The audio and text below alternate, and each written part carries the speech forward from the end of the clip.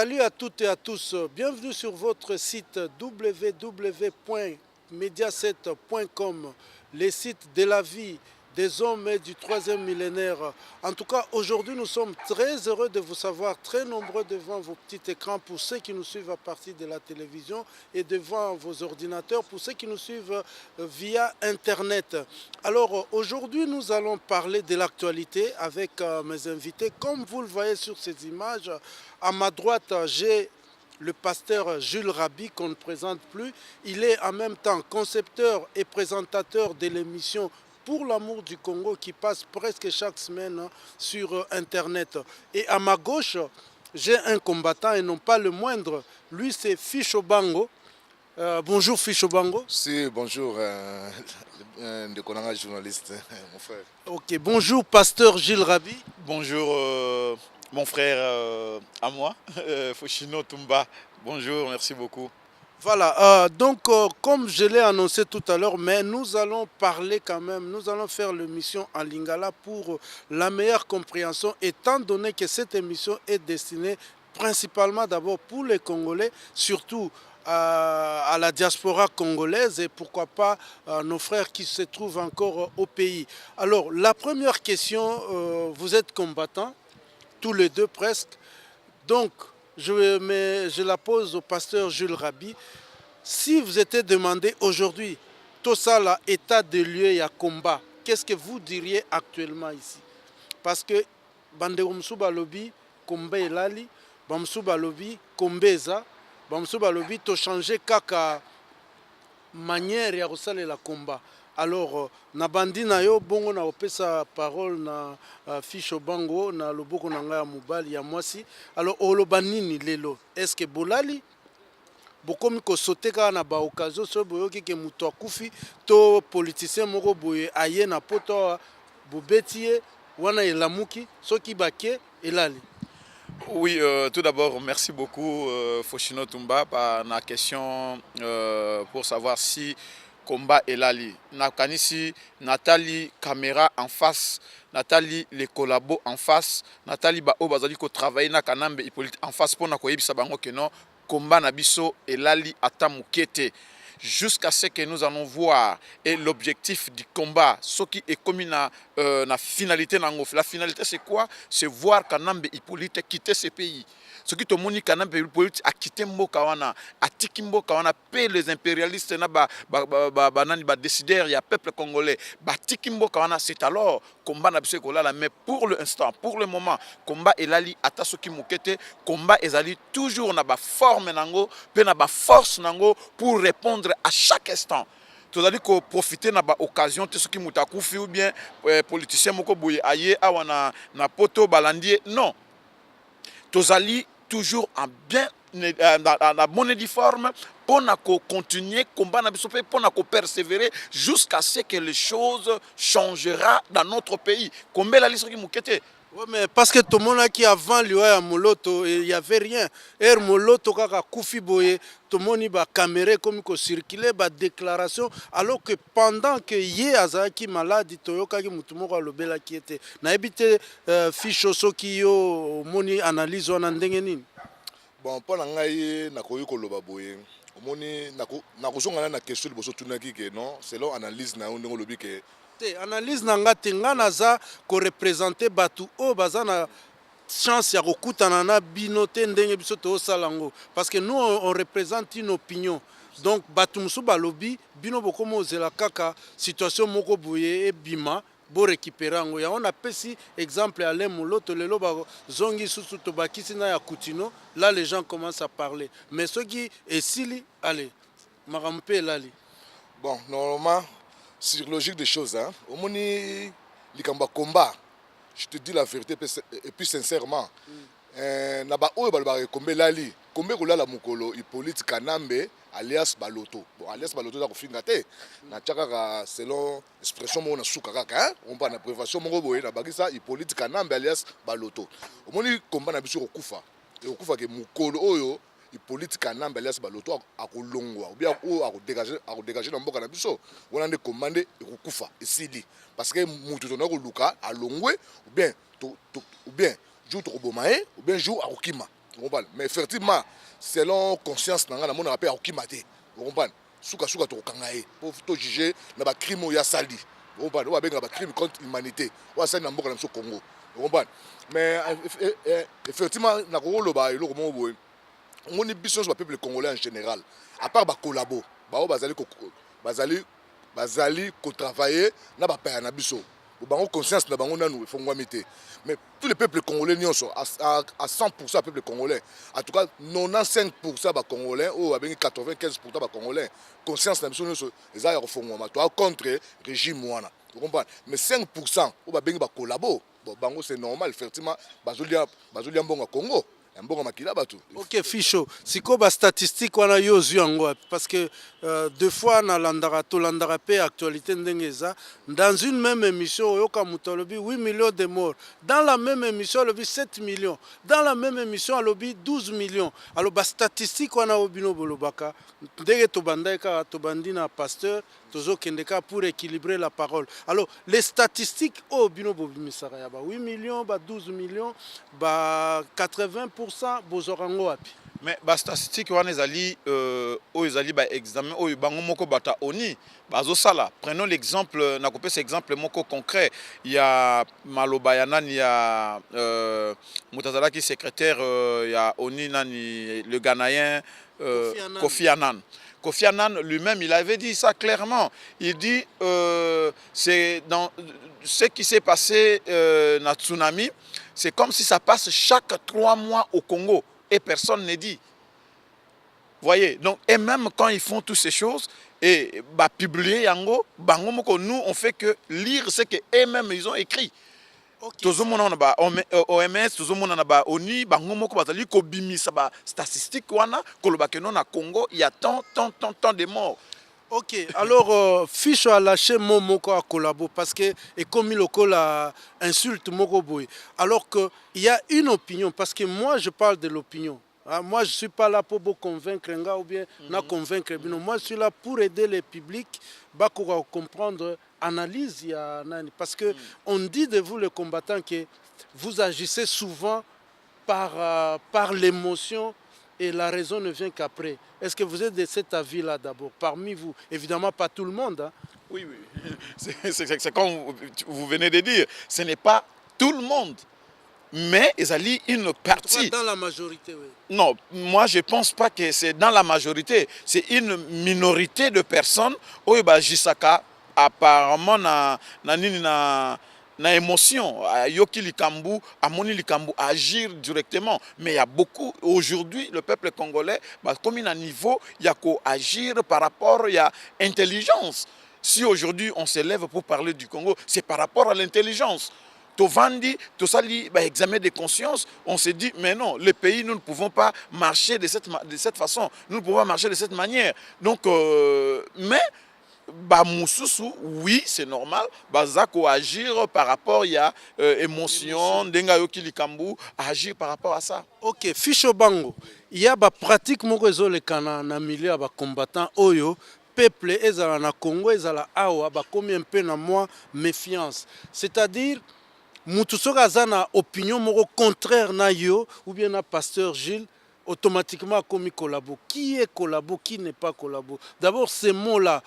Donc ça veut dire mutu aza na ko partager point de vue na binoté automatiquement aza collabo. Bon normalement sur logique des choses au moni biso nyonso tout le peuple congolais toujours mona souffrance désolé kamboka na biso. Bon na juger na ngaité, on comprend déjà que na cha kifinuku na kati ya nzungu te nzungu esengaka toujours il faut kifinuku yala mais ngai pe nasala pe constant selon ngai hein namonaka pe ke bon namonaka selon biso bakombata mosusu eza genre na bango de pas na ye alingi du mutu aloba mabe ya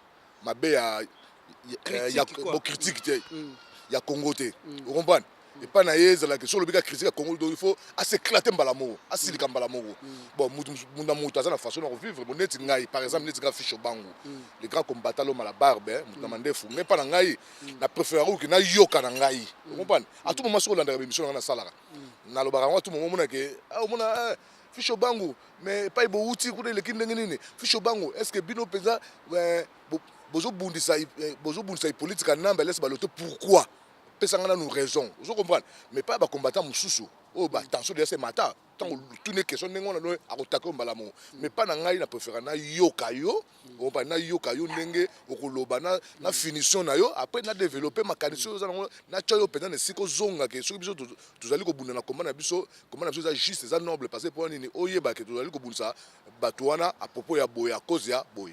Ok, parce qu'on a posé question en fonction ya bino tout boza ba combattant bondima makao ya saliboy.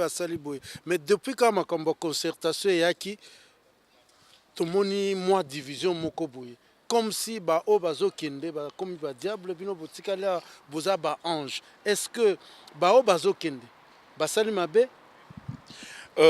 Problème ya concertation tout d'abord esengé toye ba le peuple congolais a concerté na banani. Non, mais selon ordonnance ya convocation ya elokwana et outil source nango banda qui na Addis Abeba sur les accords ya Addis Abeba. Bon, bah constater que il y a un ça ne va pas dans les fonctionnements peut-être en mboka cohésion ezate koyoka nezate ba o ba lingiko kene droite ba o ba ke gauche alors ba monique non quand même tokoki ko tambola il faut tout le qu'est-ce qu'il faut d'abord comment définissez-vous le mot concertation? Moi j'ai défini le mot concertation par ma façon et par ma manière de comprendre les choses. Concerter ou parler avec un autre, si ce n'est pas de ton groupe, là ce n'est plus la concertation. La concertation c'est parler avec ton groupe sur un sujet quelconque. Avec ton groupe. Donc, on a pu copier ça, un petit exemple.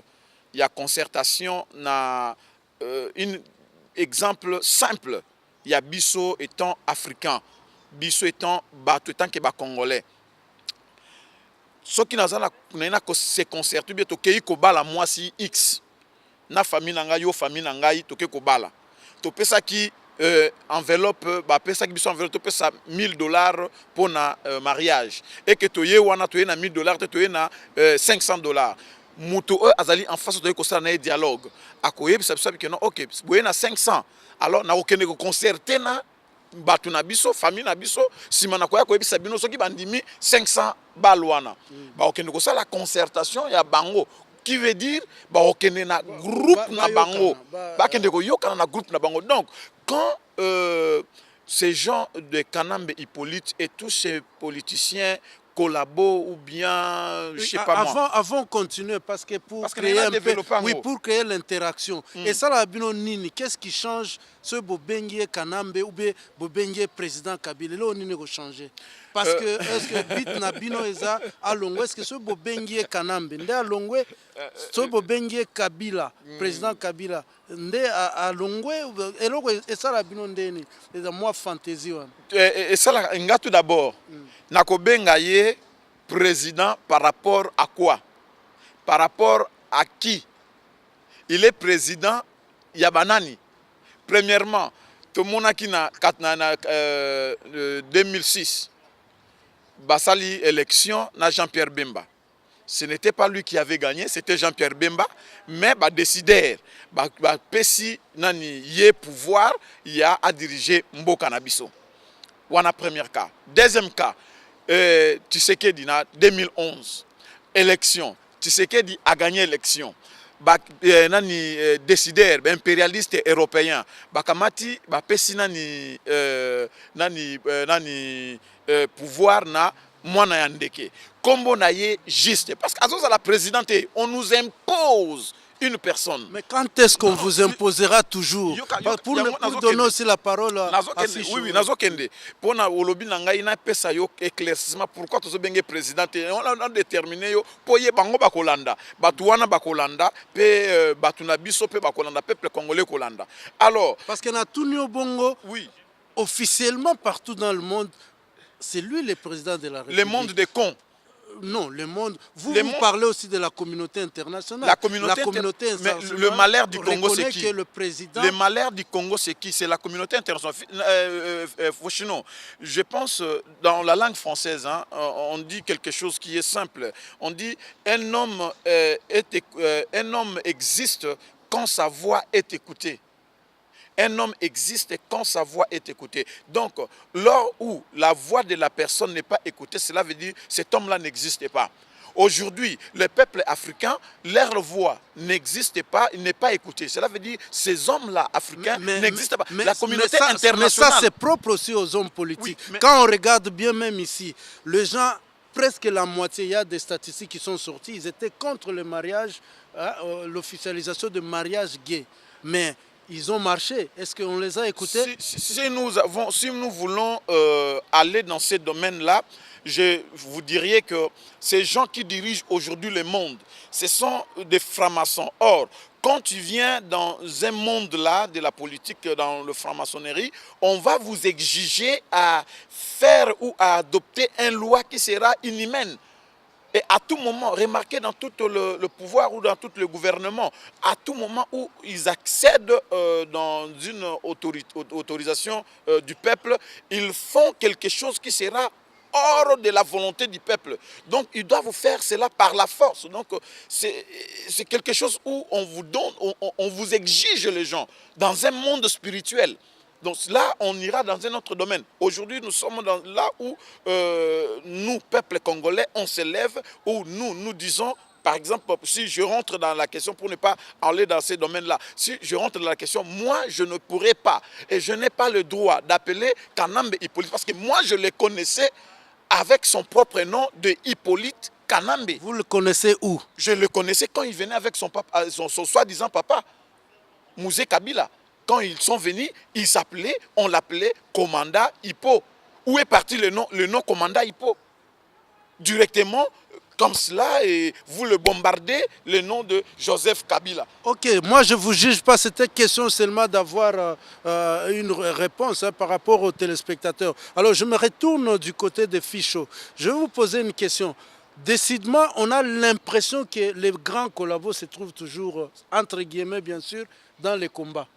Aujourd'hui, Rex Kazadi est un collabo.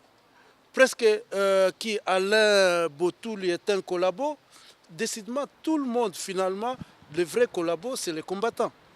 Bon, normalement, précisément, comment je peux dire, moi je ne peux pas citer le nom des gens ici. Hein, donc vraiment, pour le signe de respect, c'est ma façon de vivre. Hein, je ne peux pas citer le nom des gens ici, soi-disant les noms là tu étais venu citer ici. Bon, je ne peux pas te citer.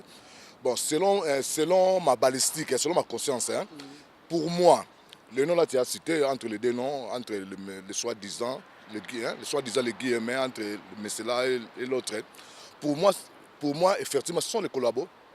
Parce que, bon, tu connais, c'est un collabo de l'ennemi. On tant toujours bon de Tumba na biso. Et Tumba Oyo, c'est Tumba Moko. Ils ont conscience de ce mutu et ça là. Il y a un autre combattant. Vous comprenez? Il a fait un super avant la bonne quoi. À qui parle mon Congo hein. À commander belge pas avant na épée, il s'en fout hein. A ebi ka bo akufa na ya o kumbana na mukana na ngana na via bien na za bana na ngai na mwasi na ngana ndako na ngai kitoko fatika kitoko ba futa ngo be na sala na ngai. Abi na suka fi na ngai ya mamba Congo etali na ngo yete mais biso ta que conscience monsieur ça là. Mais tant où yo ondimi osangana ba ninga po toujours boulisa régime moko régime eza normalité. Mais au bout de moment, tant que ce qui dialogue sur concentration, allez, bon, changer ma boule, bokende, bokende négocier na bateau, bokende yoka batouana, yoka batouana les Camerounais. Pour moi, ce sont les collabos, effectivement, ce sont les collabos. Je me retourne du côté pasteur Gilles. Pasteur, parce que vous êtes incapable, parce que l'objectif est que le président Kabila a tika pouvoir. Vous êtes incapable de prendre les armes. Vous êtes incapable de chasser le président par les élections. Vous êtes incapable de chasser le président par les dialogues.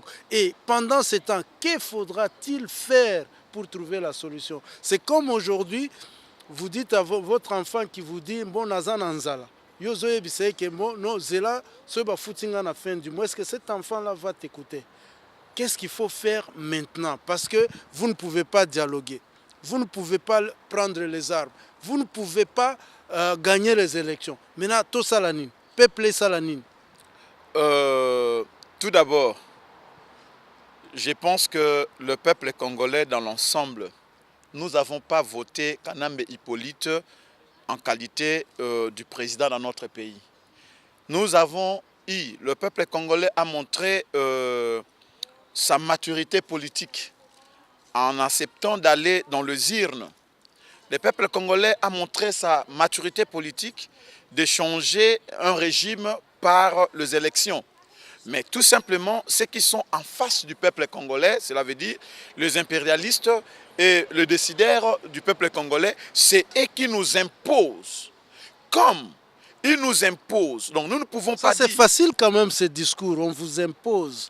C'est facile, comme si l'enfer c'est l'autre, toujours l'autre. Quelle est la part de Congolais et des hommes politiques? Cela a été vu de tous.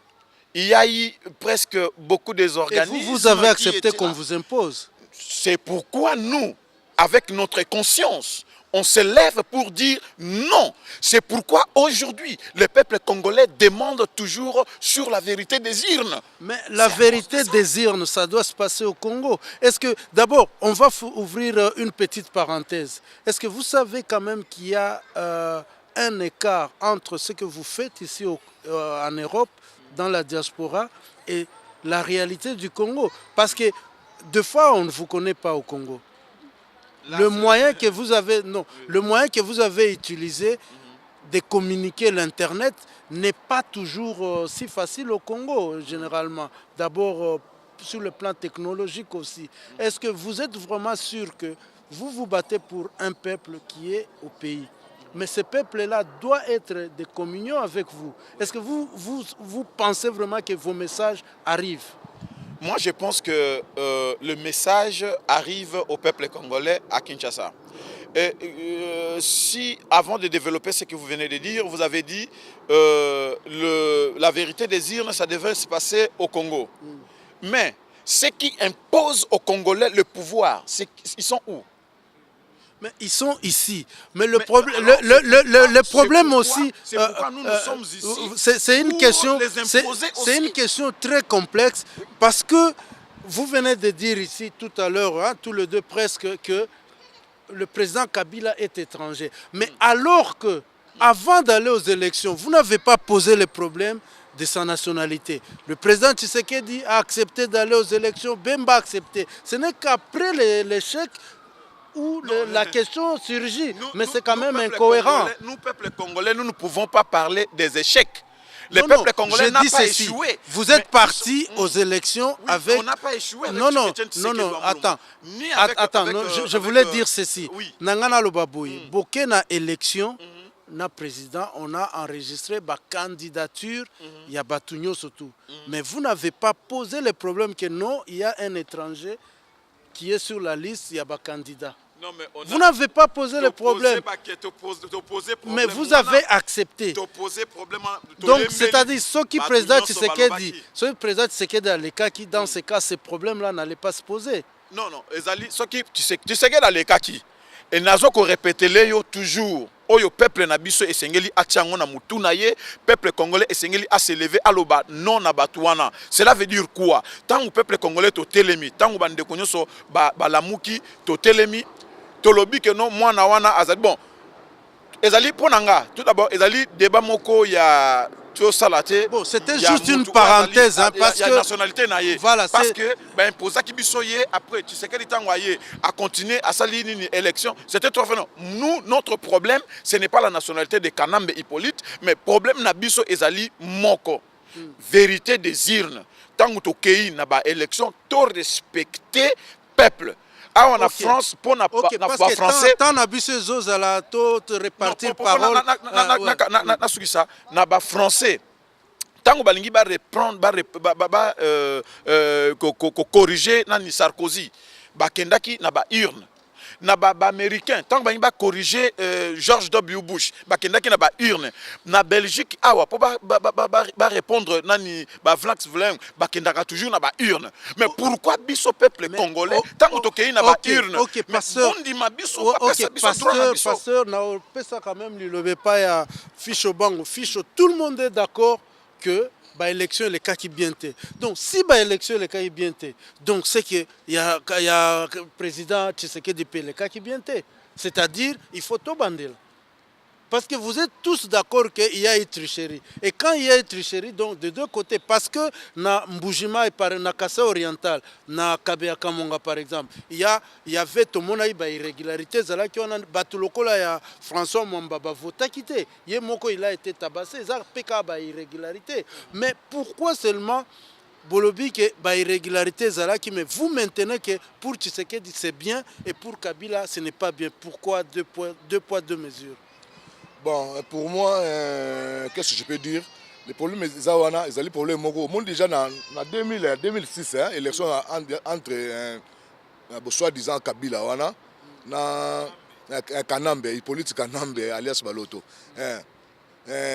Moutouana, Jean-Pierre Memba. Au monde, il y a parti à Ouana Sukoyo, quand on a une élection, le peuple a montré que Jean-Pierre Memba a gagné. Vous comprenez? Mais comme hier, Jean-Pierre Mbemba a gagné qui? Un certain peuple, parce que quand vous dites peuple, c'est tout le peuple. Bon, pas tout le peuple, parce que c'est ça que Nazolo tout à l'heure. Ils sont congolais à 100%. Il y a 5% qui collaborent. Il y a 95%, 95%. Mais Bango Penao qui Mikolo Bao Benga Bino ba collabo à Tshisekedi. Bino Benga ba collabo à Kabila. Finalement, qui est collabo? Bao Benga Biso collabo à Tshisekedi na ndenge. Parce que vous avez besoin d'obédience, naie. Bon, normalement, c'est normal. Puis tout ça là, toujours pliqué, toujours bon. Enfin, comment je peux dire? Ezali toki kolobate que tozali ba collabo ya Tshisekedi. Quand est-ce qu'on appelle un groupe de gens collabo? C'est quand le pays est occupé par les étrangers.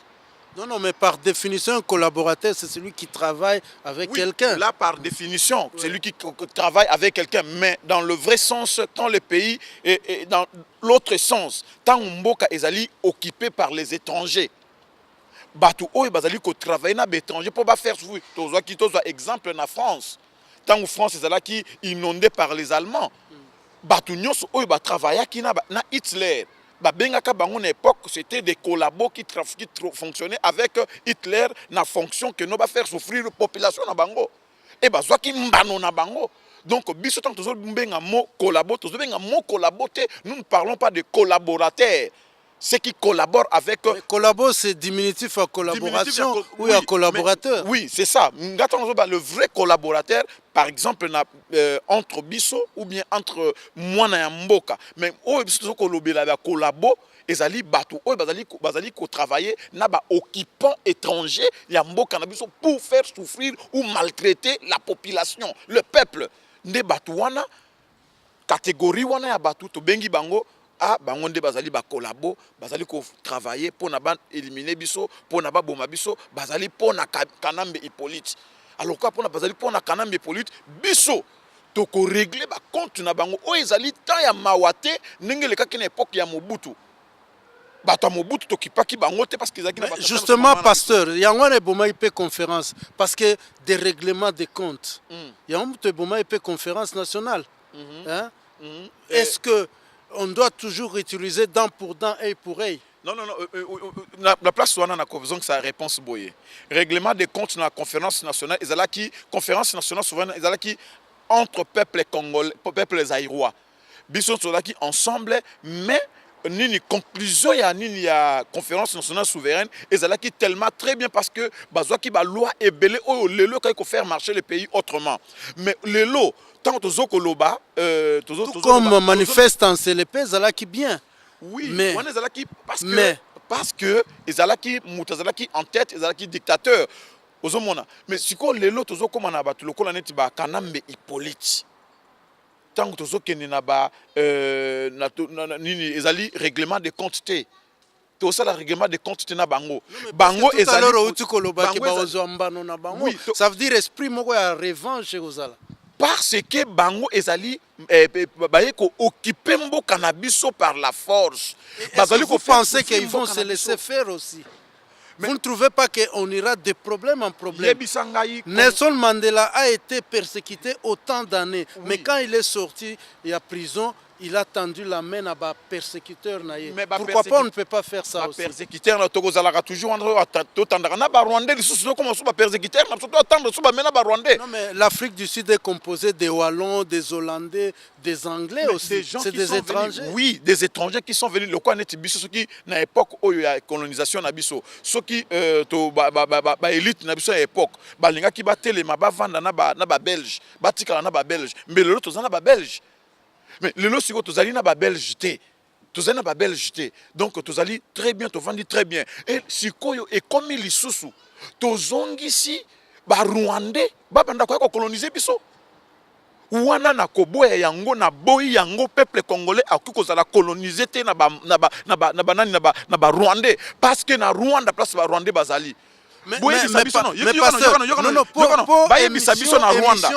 c'est juste pour décortiquer. Papa, parce que le peuple congolais aime beaucoup la facilité. Oui, c'est facile de dire que Barwandais, Basali Bisobo, et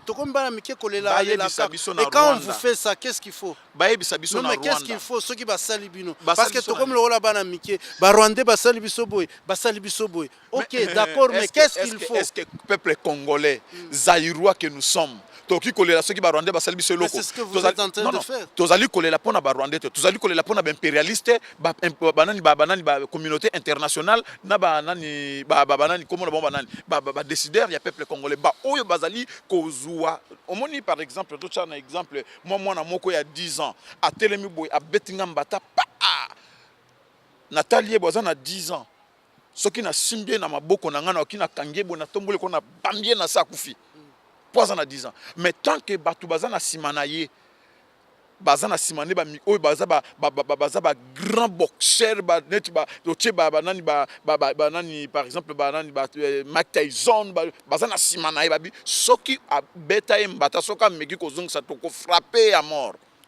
À ce moment-là, mon anak obeta ngamba na vani na d'autres parce que notre batouana simanae, c'est comme aussi aujourd'hui le peuple congolais. Na simaya ba rwandais, ba na simaya ba ya nani ba macaroni ba rwandais et ça dit na États-Unis d'Amérique, Belgique, France, Allemagne et ça na communauté internationale. OK, mais maintenant qu'est-ce qu'il faut faire? Parce que aujourd'hui attends pour partager quand même parole. Lelo Marambo Binobo Lobeza ya Sikate. C'est toujours des plaintes. Or, le peuple congolais, les lois ont besoin de plaintes. Le peuple congolais a besoin de solution. Or, la solution ne peut venir que du Congo. Parce que tout ce que vous faites ici, les lois ont le pouvoir. Il faut aller sur place. Alors, vous répondre nini na bateau ba okanisake obo sala rien, il faut descendre au Congo. Bon, normalement, bateau balobake ba activité biso sala rien ba mikosaka ce que le monde ninga ya cause na biso hein ndeko omoni mais franchir ndeko na franchir tumba omoni bango même bango ba mindele baloba yango depuis mokili salama tina ndenge mokili kokufa makambu peuple congolais diaspora sala OK bino nyonso na monde bo sali marche mokolo moko be bandi air mo pe suki pe air moko ombana plein ba koki pe bisoté on a déjà histoire. Mais président Longwete omoni likambo ya yango na koloba likambo ya pasteur Gilles Rabia to loba tout à l'heure wa azali ko insister nango hein je comprends omoni ko longola Kabila et pardon ko longola Hippolyte Kanamba alias Baloto biso nde ba Congo merci ndenge seki na kombwana omoni biso nde ba Congolais nde surtout ba vie na ngala ba tout moment surtout ba vie na biso ba ancien na biso ba o ba sala kala ba vie ba travers na pauvre papa Mobutu ba ni mité mabe soki peza balingaka peza biso po moni biso dola tu sacrifier nzoto na biso tu change nzoto na biso vie soki le peza que biloko moneli peza biloko moto ba bengi ba joya biso to kana so ko bunda to après comprendre mais soki ninga na ebe so ezala ko bikolo musu ba Nigeria ba Ghanéen ba mboka mususu makambo ba so biso na Congo na ba Rwandais so ezala ba so ba na bikolo wana de mutu asa kenda kala tema passer pour ani baza loko moko biso tellement to ba to éparpillé to patana ba ba donc asi ba vieux to rana bangwa ba vieux ba travailler Mobutu ba ko soutenir biso te bon ba yé ba na biso bon en tout cas to moni peut-être que trop c'est trop allez tout ça bo bino bo kende oui mais ficho batuana kaka bango on pe ba contribuer na hécatombe o tozana ngolelo parce que er bango baza na pouvoir ils trouvaient tout ça normal lelo ba président Ngwanda bazawana c'est des gens aussi qui ne pouvaient pas dire quelque chose mais ils osent dire quelque chose. est-ce que tokokende toujours kaka ndenge wana na banostalgie tokomobeta esu masolo ya bato ya Mobutu alors que bango baza mpe à la base ya situation au pays ezotraverse. Voilà, Ficho tozoloba makambo ya banostalgie ya bato ya kala, donc tokatanaki mwa moke nayebi te conclusion nao sur ce point là eza nini? Bon, normalement ndenge nalobaki mpona bato akala bato batravaille na pauvre papa na biso papa Mobutu bato batikala na zande bango nde mutu bakoki kosoutenir biso po biso comme tondima totya nzoto na biso en vie tokende tobunda mpona Congo. Bon so balobi kobunda ezaki tosimba minduki parce que ce n'est pas n'importe qui qui doit na combat monisi akosimba minduki mais biso comme tondima ngai Ficho bango passer Gilles Rabi bon maître Léon azape wana comme tondima mais baya ba soutenir biso comprendre côté financier balakisa biso ndenge ke tokozwa babiloko wana tobunda tolongola mutu wana c'est ça on a kolobaka yango wana. Ok, alors pasteur, il y a une opinion parce que ngana aura toujours opinion, hein? Une opinion qui pense que les lots qui combat est affaibli quelque part, c'est pour Nabino, pas vous, mais vous les pasteurs, bah bishop, bah pasteur, bah évêque. Est-ce que vous avez un avis, vous avez partagé point de vue? Oui, mais ceux qui na kati ya combat bobandi ko perdre déontologie. Parce que combat o eza na batu nyonso baza na kati ya combat. Et que batu babandi ko constater que bobandi ko perdre déontologie ministérielle ou pastorale. Et que bino ba oyo bokozala bozali pona bo éduquer masse bokomi ko telema liboso pona bo finga masse bo ça n'importe quoi par devant. Et comment na mbala moko ba ko disqualifier bino. Alors je ne peux pas dire que combat vraiment pas combat bébité en soi. Combat na bébité là où il y a des gens, il y a toujours des problèmes. Et ça a toujours na ba problème. Donc, et affecté, combattre, et ça, les locomotives, mais tout simplement, et c'est parce que tout le monde peut passer en bas comme le moko, bah qui tambour battant, mais kokende komi kokende sur le point et à pointe à pied. Bon, wana siko ezali na habité na ki koloba ezali opinion na bango pe façon na bango de faire les choses. Mais ngai par exemple na kati ya combat ya peuple congolais ko bunda pona mboka na biso, je prends l'image comme Nzambe. Nzambe a se décidé un jour à l'obi, je descends. La Bible dit dans le livre d'Exode chapitre 3. La Bible dit Dieu a vu la souffrance et le malheur du peuple d'Israël en Égypte. Et il est descendu, il a pris la prise de conscience, descendre pour sauver ce peuple, délivrer ce peuple et amener ce peuple dans le lieu où coulait le lait et le miel. Donc Nzambe a continué na bango ti na destination.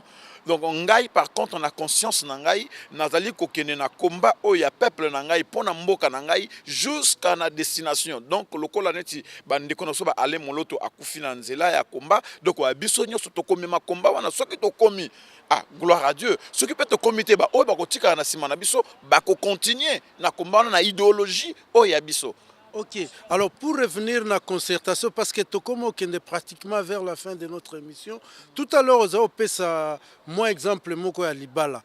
Donc, si je vous ai bien compris, hein, tous les deux évidemment, donc pour Nabino, pas de concertation, pas de dialogue. Alors que nous savons aujourd'hui que les Allemands, les Français, les Anglais, les Bomana, les Micha, les mais fin de fin, comme guerre, moko esukaka na guerre te, bavanda ki autour d'une table, sololi et babongisi makamuna bango. D'ailleurs, lelo couple franco-allemand, eza lokola couple l'un des meilleurs couples au monde.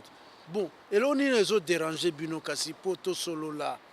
Parce que to bando zalaka boye, to kozongi la mwa muke na lisolo ya concertation.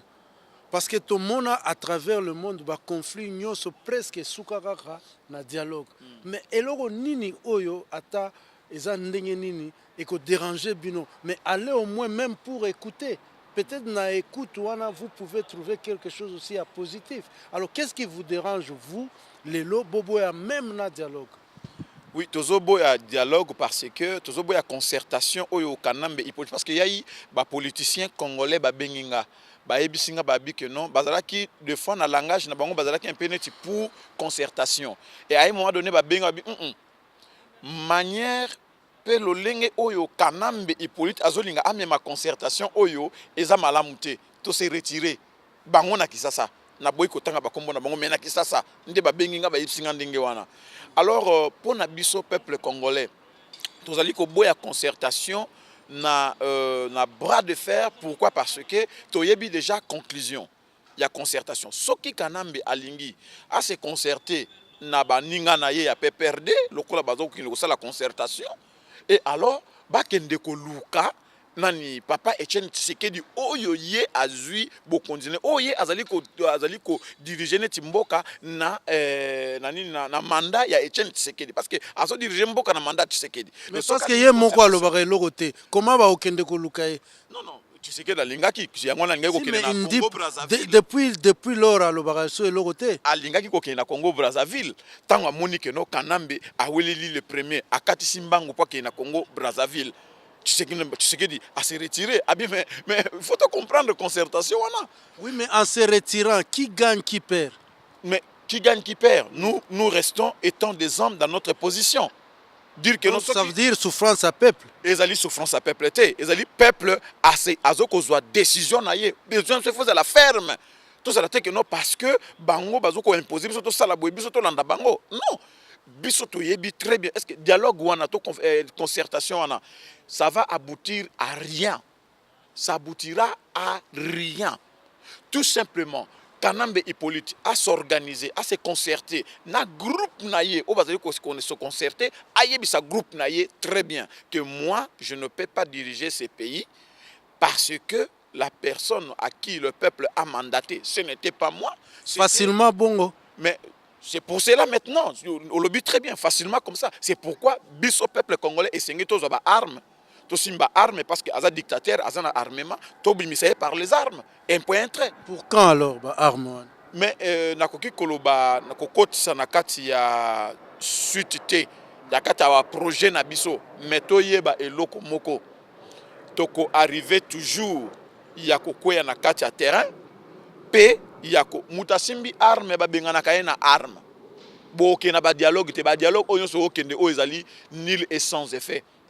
Mutasimbi asimbi arme lokola un dictateur na mutikala ko mona jamais dictateur mona kata mboka na kata pays ba alkena na dialogue soki boyebi moko boyebi sanga.